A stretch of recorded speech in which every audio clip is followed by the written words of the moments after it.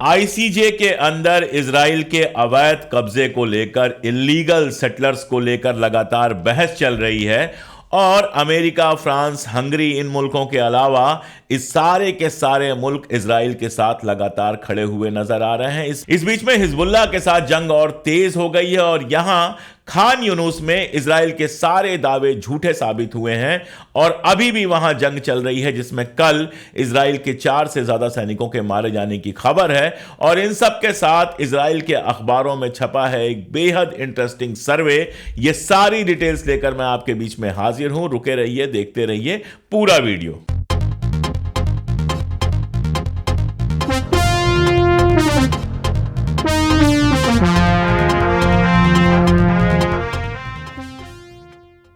नमस्कार, टीसीएच पर एक बार फिर से आपका स्वागत है। मैं अशोक कुमार पांडे हाजिर हूं आज की सारी अपडेट्स लेकर, मिडिल ईस्ट के मुतालिक आज की सारी अपडेट्स लेकर। लेकिन उसके पहले आप सबका बहुत बहुत शुक्रिया, जैसे जैसे आप लोग जुड़े हुए हैं। मतलब मुझे आश्चर्य होता है। मुझे तो लगता था कि ठीक है, हिंदुस्तान में लोग सुनते होंगे, लेकिन दुनिया भर में जैसे लोग सुन रहे हैं, अपने रिएक्शंस दे रहे हैं और कई बार मेल आते हैं, मेल में बहुत सारी बातें कही जाती हैं, तारीफ की जाती है। मैं तो अपना सिर्फ फर्ज जो होता है वो अदा कर रहा हूं। मुझे लगता है कि एक पढ़े लिखे इंसान के तौर पर, एक ऐसे आदमी के तौर पे जिसको इंसानियत और हक की शिक्षा मिली है, उस पर मेरा ये फर्ज बनता है कि मैं दुनिया भर की हकीकत आपके सामने लेकर आऊं और ये काम मैं करने की कोशिश कर रहा हूं। इसमें लगातार आप लोगों का सहयोग मिल रहा है। बहुत सारे लोगों ने मेंबरशिप ली है, लगातार रोज 2 4 5 लोग मेंबरशिप ले रहे हैं। जुड़े रहिए, ऐसे हमारे साथ सहयोग करते रहिए। ये ताकत जब हमें मिलती है, आपके सुपर थैंक्स मिलते हैं, आपका सहयोग मिलता है, तो लगता है कि चलो जो हम कर रहे हैं वो आपकी ताकत पर जिंदा रहेगा। तो शुरू करने से पहले एक दृश्य मैं आपको दिखाना चाहूंगा। ये दृश्य, ये वीडियो आप जरा देखिए। बहुत छोटा सा वीडियो है। इस बच्ची को आप देख रहे हैं। इस बच्ची के पास एक पॉलिथीन है, उसमें नींबू है, लेमन, और हाथ में नमक है। इससे पूछा गया कि तुम क्या कर रही हो, तो उसने बताया कि नींबू पर नमक लगा के खा रहे हैं। कहा गया कि खाना क्यों नहीं खा रही हो, तो उसने कहा कि कहीं पे खाना हो तब तो खाएं। हालत यह है कि न पीने का पानी है, न खाना है। यूएनआरडब्ल्यूए, जो सबसे बड़ी एजेंसी थी जो वहां पर लगातार सहायता पहुंचाती थी, उसकी फंडिंग रुकवा दी इजराइल ने, यह आरोप लगा के कि उसके कुछ लोग हमास के साथ मिले हुए थे, जबकि कोई बड़ा सबूत आज तक वो पेश नहीं कर पाया है। यूएनआरडब्ल्यूए का कल एक मेल आया, चूंकि मैं उससे जुड़ा हुआ हूं, मतलब मदद करने की कोशिश करता हूं, तो उनका एक मेल आया और उस मेल में उन्होंने बताया, ये बात मैं जानबूझकर आपको बता रहा हूं, उन्होंने इस मेल में बताया कि जकात दिया जा सकता है यूएनआरडब्ल्यूए के थ्रू। ये जकात भी ले सकती है ये एजेंसी, और आप स्क्रीन पर देख पा रहे होंगे कि किस तरह से आप उनके जकात फंड में पैसे दे सकते हैं, जिससे फलस्तीनियों की मदद होगी। चूंकि दुनिया भर के लोग देखते हैं, इसलिए दुनिया भर के लोगों से मेरी अपील है कि अगर ये मदद कर सके, इसका जो लिंक है वो स्क्रीन पे आप देख रहे होंगे, आप यूएनआरडब्ल्यूए ढूंढेंगे तो भी आपको मिल जाएगा। डिस्क्रिप्शन में भी मैं ये लिंक दे दूंगा। तो आज शुरुआत मैंने की यूएनआरडब्ल्यूए के लिए फंडिंग की अपील से। ये फंड अगर आप करेंगे तो शायद वो फलस्तीन के बच्चों तक पहुंच पाए, कुछ बच्चों को नमक से नींबू ना खाना पड़े, उनको पानी मिल सके, साफ खाना मिल सके, और कल हालात नॉर्मल हो जाएं तो उनको शायद एजुकेशन भी मिल सके। ये सारी बातें करनी मुझे जरूरी लगी। हालत ये है, आप देखिए, कई बार मैं सोचता हूं कि ये पागलपन किस लेवल तक जाएगा, कहां तक जाएगा। आईसीजे में केस चल रहा है और केस जबरदस्त चल रहा है। आप जानते हैं, कल सऊदी अरबिया सहित यूरोप के कई सारे देशों ने, पाकिस्तान ने, बांग्लादेश ने, सबने अपना पक्ष रखा और सबने ये कहा कि इजराइल का जो कब्जा है, जिस तरह से लगातार वो फलस्तीनियों को बेदखल करके अपने लोग बसाता जा रहा है, जिनको सेटलर कहा जाता है, वो गैर कानूनी है। इस कब्जे को रोका जाना चाहिए। लेकिन अमेरिका और हंगरी जैसे देश, फ्रांस जैसे देश, इन देशों ने डिफेंड किया। अमेरिका ने कहा कि अभी इस तरह का कोई फैसला नहीं आना चाहिए। फ्रांस ने कहा कि यह इलीगल नहीं है, और हंगरी तो दूसरे लेवल पर चला गया। हंगरी कहता है कि यह बिल्कुल लीगल है और जो कुछ हो रहा है वो हमास की वजह से हो रहा है, इजराइल की कोई गलती नहीं है। यानी पिछले 60 सालों से जब हमास नहीं था, तब जो इजराइल कर रहा था उस पर हंगरी पर्दा डाल रहा है। मैंने आपको बताया था कि ब्राजील के राष्ट्रपति लूला ने बहुत खुल के कहा कि वहां जो कुछ हो रहा है वो जेनोसाइड है और उसकी तुलना सिर्फ हिटलर द्वारा किए गए होलोकास्ट से की जा सकती है। उन्होंने कहा कि हिटलर का जो होलोकास्ट था वैसा ही होलोकास्ट, वैसा ही नरसंहार, वैसा ही जेनोसाइड चल रहा है गजा में। उसके बाद इजराइल ने उनको पर्सोना नॉन ग्रेटा कह दिया कि वो पर्सोना नॉन ग्रेटा हैं, लेकिन इसके बावजूद लैटिन अमेरिकन कंट्रीज उनके सपोर्ट में आई, वेनेजुएला उनके सपोर्ट में आया, कोलंबिया उनके सपोर्ट में आया, और इस तरह से ब्राजील जो किसी जमाने में इजराइल का दोस्त हुआ करता था, उसने ये दोस्ती तोड़ी क्योंकि वो इंसाफ के साथ खड़ा होना पसंद करता है।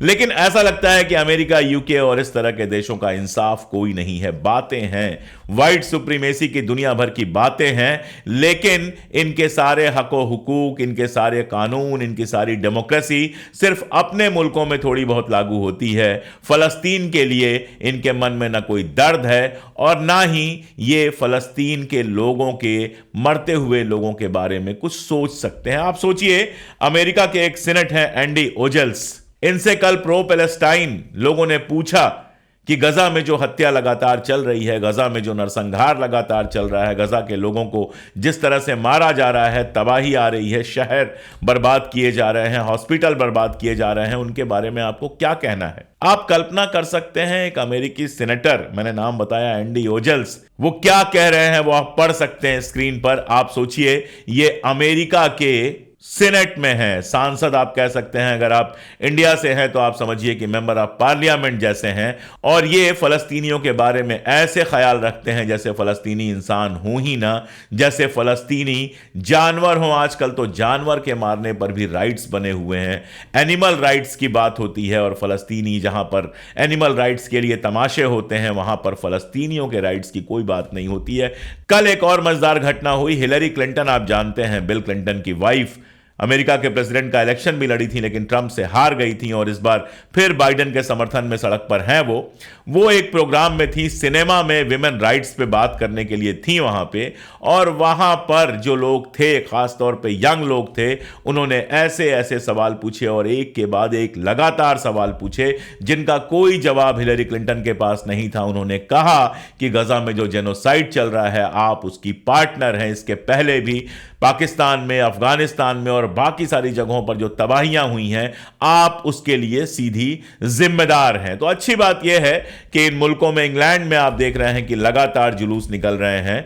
अच्छी बात यह है कि इन मुल्कों में थोड़े से ही सही, लेकिन कुछ युवा ऐसे हैं, कुछ यंग लोग ऐसे हैं जो अब चीज़ों को दूसरी तरह से देख रहे हैं, सवाल उठा रहे हैं, और उम्मीद की जानी चाहिए कि इनके सवाल अमेरिका की पॉलिटिक्स को बदलेंगे। उधर एक बड़ा मजेदार सर्वे आया है इजराइल से, और किसी और ने नहीं छापा है, किसी फलस्तीनी, किसी अरब अखबार ने नहीं छापा है। हारिज जो उनका अखबार है इजराइल का, हारिज ने एक खबर छापी है कि इजराइल के लोग, यानी इजराइली, वही जो फलस्तीनियों से, जिनमें से ज़्यादातर फलस्तीनियों से नफरत करते हैं, जिनमें से ज़्यादातर नेतन्याहू जैसे लोगों को सपोर्ट करते हैं, जिनके वोटों से नेतन्याहू वहाँ का राष्ट्रपति बना होगा, जो चीयर्स करते हैं जब फलस्तीन पे बम गिरता है, उनके बीच में एक सर्वे हुआ है, और उस सर्वे में लोगों का कहना है एब्सोल्यूट विक्ट्री इज अनलाइकली। यानी जो बेंजामिन नेतन्याहू जा जाके दावे कर रहा है, हर जगह भाषण दे रहा है कि हम एब्सोल्यूट विक्ट्री हासिल करेंगे, वो एब्सोल्यूट विक्ट्री इजराइल के लोग कह रहे हैं कि इम्पॉसिबल है। दरअसल होता क्या है कि सेलेक्टेड न्यूज़ आते हैं, जो वहाँ की गोदी मीडिया है, जो वहाँ की सरकारी मीडिया है अमेरिका की या फिर इजराइल की, उनकी खबरें ही ज़्यादातर लोगों के पास पहुँचती हैं, क्योंकि अंग्रेज़ी दूर तक जाती है। जो अरब में खबरें आती हैं, अरबी में खबरें आती हैं, वो लोगों तक पहुंचती नहीं हैं। तो लोगों को यह लगता है कि इजराइल जो कर रहा है बस जंग जीतता चला जा रहा है, और लगातार दावे कर रहा है नेतन्याहू एब्सोल्यूट विक्ट्री की, क्योंकि वो जानता है कि इसी दावे के बल पर वो नशा पैदा कर पाएगा, जिस नशे के चलते जनता के बीच में वो नशा पैदा कर पाएगा, जिस नशे के चलते जनता उसको सपोर्ट करती रहेगी। हालांकि मैं कई बार बता चुका हूं कि उसका सपोर्ट बेस लगातार गिर रहा है, लेकिन मजेदार बात यह है कि वहां की ही जनता कह रही है कि हमास को पूरी तरह से हराना, हमास के ऊपर एब्सोल्यूट विक्ट्री हासिल करना असंभव है। लेकिन सोचने वाली बात यह है कि एब्सोल्यूट विक्ट्री है क्या? आज तक नेतन्याहू ने कभी यह नहीं बताया कि एब्सोल्यूट विक्ट्री है क्या, लेकिन उसके नेताओं की जो जबान फिसलती है, उसके नेता जिस तरह का बयान देते हैं, उससे समझ में आता है कि इन लोगों के लिए, ज़ायनिस्टों के लिए एब्सोल्यूट विक्ट्री का मतलब क्या है। जो वहां की नेसेट है, यानी वहां की संसद है, उसके अंदर बहस के दौरान वहां के एक सांसद हैं हैनच मिल्बिस्की, अब नाम मैं यहां रहता हूं तो वहां के नाम एग्जैक्ट नहीं पढ़ सकता, स्पेलिंग आप देख सकते हैं। तो वो कहते हैं, एक अरब सांसद की तरफ उंगली करके वो कहते हैं, you will die, your grandchildren will die, there won't be a Palestinian state. तुम मारे जाओगे, तुम्हारे लड़के नहीं तुम्हारे ग्रैंड चिल्ड्रन मारे जाएंगे और किसी तरह का कोई पैलेस्टीनियन स्टेट नहीं होगा। यानी कई बार लगता है कि इस एब्सोल्यूट विक्ट्री का मतलब सारे फलस्तीनियों का खात्मा है, और मैं बता चुका हूं कि ये सारे लोग कहते हैं कि फलस्तीनियों का वॉलंटरी यहां से निकाल देना चाहिए, मतलब फलस्तीनी अपने आप वहां से निकल जाए। उसके लिए रास्ते ये हैं कि उनके घर गिरा दो, उनको पानी ना पहुंचने दो, बिजली ना पहुंचने दो, उनको इतना तंग करो कि वो चले जाएं और दुनिया से कहो कि ये वॉलंटरी है। वो तो अपने मन से चले गए। एक और वहां की मिनिस्टर हैं और मिनिस्टर फॉर सोशल इक्वालिटी हैं, सामाजिक बराबरी, कितनी सामाजिक बराबरी वो करती होंगी आप समझिए, मे गोलन उनका नाम है। वो कहती हैं, I am proud of the ruins of the Gaza, यानी गजा में जो तबाही हुई है मैं उस पर प्राउड करती हूं। और आगे कहती हैं, आज जो बच्चा है वो 80 साल बाद अपने बच्चों से कहेगा कि इजराइल क्या हरकतें करता है, इजराइल कैसे हमें मारता है। यानी वहां के लोगों को मारना, वहां के लोगों को तबाह करना, फलस्तीन को खाली करा के वहां पर अपना सारा का सारा इजराइल बसा देना, यही शायद इनके लिए एब्सोल्यूट विक्ट्री है। आखिर मैं आपको बता चुका हूं कि बेंजामिन नेतन्याहू ने यूएन में बैठ के वो झंडा फहराया था, वो नक्शा दिखाया था बेसिकली, जिस नक्शे में पूरे के पूरे फलस्तीन को हिस्सा कहा गया इजराइल का। यानी उसका सपना यही है, ज़ायनिस्टों का सपना यही है कि उस पूरे इलाके में सिर्फ और सिर्फ इजराइल रहे, फलस्तीनियों को हमेशा के लिए बेदखल कर दिया जाए। और सिर्फ फलस्तीन नहीं, जॉर्डन के एक हिस्से पे उसकी निगाह है, और भी आसपास के मुल्कों के कई हिस्सों पर उसकी निगाह है। और मैं आपको बताऊं, जितना मैं इनको समझ पाता हूं, अगर आज जिस तरह का अरब मुल्क बिहेव कर रहे हैं, जिस तरह से बाहर तो दिखाई देते हैं आईसीजे के अंदर और बाकी सारी जगहों पर, लेकिन इस जंग में हूथी, हिजबुल्ला और ईरान के अलावा कोई मदद नहीं कर रहा है। अगर इजराइल ऐसे ही बढ़ता रहा तो एक दिन सीरिया, जॉर्डन और कई सारे और मुल्कों को इजराइल दखल कर लेगा, और तब अरब मुल्कों के पास कोई जगह नहीं होगी सर छुपाने की। वो समझ नहीं पा रहे हैं कि इजराइल सिर्फ फलस्तीनियों के लिए नहीं बल्कि पूरे अरब के लिए और असल में पूरी दुनिया के लिए खतरा है। तभी तो कभी वो सीरिया पे बम गिराते हैं, कभी लेबनान पे बम गिराते हैं, कभी कहीं बम गिराते हैं, और अमेरिका खामोश होकर बैठकर देखता रहता है। हालांकि लेबनान से जो उनकी लड़ाई चल रही है, अमेरिका कह चुका है कि हम नहीं चाहते कि यह लड़ाई फुल स्केल वार में बदले, लेकिन लड़ाई लगातार चल रही है। मैं बताऊं, अभी कुछ घंटों के अंदर, वहां की जो सुबह होती है, 8-10 घंटों के अंदर 13 से ज्यादा मिसाइलें हिजबुल्लाह ने जो नॉर्दर्न इजराइल है उसके ऊपर फेंकी हैं, गिराई हैं, जिसमें लोगों के मारे जाने की खबर है। और यह एब्सोल्यूट विक्ट्री वाला मामला। और एक बात है, चलो फलस्तीनियों को बाहर निकालना वगैरह तो जो उनकी मंशा है वो मैं आपको बता चुका हूं, लेकिन इसके लिए कितने झूठ बोले जा रहे हैं वो आप देखिए।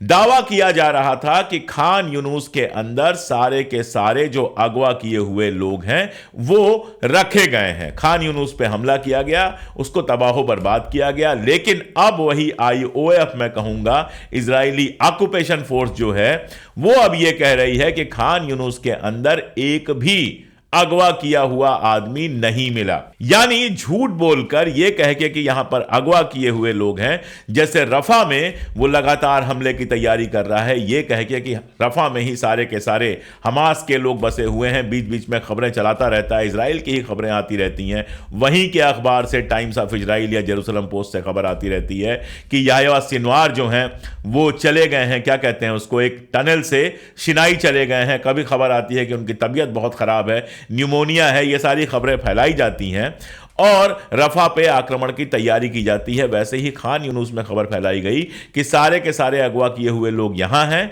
और खान यूनुस पे हमला किया गया। और अब जब खान यूनुस को तबाह कर चुके हैं तो कह क्या रहे हैं कि वहां पर एक भी अगवा किया हुआ आदमी नहीं है और जंग आज भी जारी है। अभी कल की खबर है कि अल कासम के साथ तीखी लड़ाई हुई है और उस तीखी लड़ाई में इनका पूरा का पूरा एक टुकड़ी इनकी जो है वो मारी गई है। उसमें 4 लोग मारे गए हैं और बाकी सारे लोग घायल हुए हैं। ये कल की खबर है, यानी लड़ाई अभी भी चल रही है। तो एब्सोल्यूट विक्ट्री की बात तो छोड़ दीजिए, नॉर्मल विक्ट्री भी फिलहाल दिखाई नहीं दे रही है। उधर आईसीजे में अलग केस चल रहा है और साथ में लगातार ये भी खबरें आ रही हैं कि इजराइल ऊपर ऊपर जितनी भी बातें कर रहा है, अंदर अंदर युद्ध विराम के लिए, सीज फायर के लिए भी तैयारी कर रहा है। इसीलिए पेरिस में अभी सीआईए के जो चीफ हैं वो फिर से पहुंचे हैं पेरिस में। आप जानते हैं एक राउंड की बातचीत हुई थी और उसके बाद कैरो में बातचीत हुई थी और कैरो में हमास ने अपना प्रपोजल दिया था। अब पेरिस में फिर से बात हो रही है जिसमें सीआईए के चीफ होंगे, मोसाद जो इजराइल की स्पाई एजेंसी है उसके चीफ होंगे, शिन बेट के चीफ होंगे और भी कुछ लोग होंगे। ये सारे लोग मिलकर वहां पर एक बार फिर से सीज फायर की तैयारी कर रहे हैं। सवाल वहीं अटका हुआ है कि ये चाहते हैं थोड़े वक्त का सीज फायर हो, हमास चाहता है लंबा सीज फायर हो। ये चाहते हैं इनके अगवा किए हुए लोग छोड़ दिए जाएं केवल, हमास चाहता है कि इनके अगवा किए हुए लोगों को छोड़ा जाए, बदले में फलस्तीनियों को भी रिहा किया जाए। अब एक इजरायली के बदले में कितने फलस्तीनियों को रिहा किया जाएगा, इस आंकड़े पर सवाल फंसा हुआ है। और सबसे बड़ा सवाल जो है वो फलस्तीन की आजादी का है, जिसके बारे में बातें तो अब हर जगह होने लगी। और मैं आपको बताऊं, फिलिस्तीन को मान्यता दुनिया के बहुत सारे मुल्कों ने पहले से दी हुई है। जैसे हमारा अपना हिंदुस्तान फिलिस्तीन को मान्यता देता है। फिलिस्तीन का बाकायदा हमारे यहां दूतावास है जहां फिलिस्तीन के राजदूत रहते हैं और ऐसा दुनिया के तमाम मुल्कों में है। होना बस इतना है कि अमेरिका और कुछ और मुल्क अगर फलस्तीन को मान्यता दे देते हैं तो अपने आप फलस्तीन की आजादी का रास्ता खुल जाएगा। और मुझे ऐसा लगता है कि इसी साल 2024 में यह सारा कुछ हमें देखने को मिल जाएगा। और ये जो एब्सोल्यूट विक्ट्री का सपना है बेंजामिन नेतन्याहू का, ये इसी साल पूरी तरह से टूट जाएगा। वहां के नागरिक तो मैंने आपको बताया कि पहले ही कह रहे हैं कि एब्सोल्यूट विक्ट्री जैसी कोई चीज नहीं है। अरब मुल्कों के बारे में मैं आपको बताऊं, मैं बार बार कहता ही रहता हूं कि अरब मुल्कों के हुक्मरानों का जो बिहेवियर है उस पर वाकई आश्चर्य होता है कि वहां के अरब मर रहे हैं और ये खामोश बैठे हुए हैं। इजराइल के साथ कोई व्यापार कर रहा है, कोई जब हूथी रास्ता रोक देता है तो जाने के लिए रास्ता दे रहा है, ये सब ठीक है। लेकिन इस वहां की जनता जो है, वहां की आवाम जो है, वो पूरी तरह से फलस्तीन के साथ इस बार सड़कों पर आ रही है। कल एक वीडियो आ रहा था, टर्की की जो फुटबॉल की टीम है वो फुटबॉल का मैच खेलने गई और उस समय एक बड़ा झंडा लेके गई जिस पर लिखा हुआ था फ्री पैलेस्टाइन, पैलेस्टाइन को आजाद करो। ऐसी तमाम घटनाएं मैं आपको बता चुका हूं। यमन की सड़कों पर लाखों लोगों का हुजूम आता है। बाकी मुल्कों में भी लगातार लोग ये डिमांड करते हैं कि फलस्तीन को आजादी दो। इसलिए अरब मुल्क अभी अमेरिका के दबाव में जो भी आपको करते नजर आए, लेकिन आज नहीं तो कल जैसे आईसीजे में इन्होंने इजराइल के खिलाफ स्टैंड लिया है, आईसीजे के अंदर सऊदी अरबिया सहित सारे अरब मुल्कों ने इजराइल का जो कब्जा है उसको इल्लीगल कहा है। आज नहीं तो कल ये फलस्तीनियों के लिए भी खड़े होंगे जब इन हुक्मरानों पर अवाम का दबाव एक सीमा से ज्यादा बढ़ जाएगा। इसलिए जरूरी है, अवाम भी बहुत इंपॉर्टेंट है, हुक्मरान तो इंपॉर्टेंट है ही, अवाम भी बहुत इंपॉर्टेंट है। इसीलिए जरूरी है कि हम और आप जो दरअसल अवाम हैं अलग अलग मुल्कों की, या मैं अपने मुल्क का, आप अपने मुल्क की अवाम हैं, जरूरी है कि हम लगातार बोलते रहें। थोड़ा खतरा उठाना पड़े तो खतरा उठा के भी बोलें, लेकिन लगातार हम बोलें ताकि हमारे हुक्मरानों के ऊपर प्रेशर पड़े और इनको हक के साथ खड़ा होना पड़े। आज के लिए इतना ही। और वो अपील जो हमेशा मैं करता हूं, जो शुरू में भी मैंने कहा कि आपकी ताकत बहुत ज़रूरी है हमारे खड़े रहने के लिए। हम बोलते रहें, हमारी टीम काम करती रहे, इसके लिए बहुत ज़रूरी है कि आप हमारे साथ खड़े हों। बहुत सारे तरीके हैं, आप सुपर थैंक्स दे सकते हैं हमें। स्क्रीन पे आप देख सकते हैं कि सुपर थैंक्स कैसे दिया जा सकता है। आप हमारी मेंबरशिप ले सकते हैं, 3 रुपए रोज से भी कम पर हमारी पहली जो मेंबरशिप है वो आप ले सकते हैं। साथ में अगर आप हमारा पिन कमेंट खोलेंगे तो उसमें बाई मी अ कॉफ़ी का एक लिंक है, वो आप क्लिक कर सकते हैं। डायरेक्टली अगर मुझे कुछ मदद करना चाहते हैं उसके लिए भी इंस्टा मोजो का लिंक है, वो आप खोल सकते हैं। जिस तरह से भी आप हमारी मदद करें, कुछ ना कर पाएं तो कम से कम इस वीडियो को अपने दोस्तों तक पहुंचाएं। अगर चैनल सब्सक्राइब अब तक ना किया हो तो खुद भी करें, दोस्तों को भी कराएं। आप हमारे साथ आएंगे, आप हमारी ताकत बनेंगे, तभी हम सत्ता और कैमरे की आंख में आंख डालकर लगातार सच कह पाएंगे। बहुत शुक्रिया।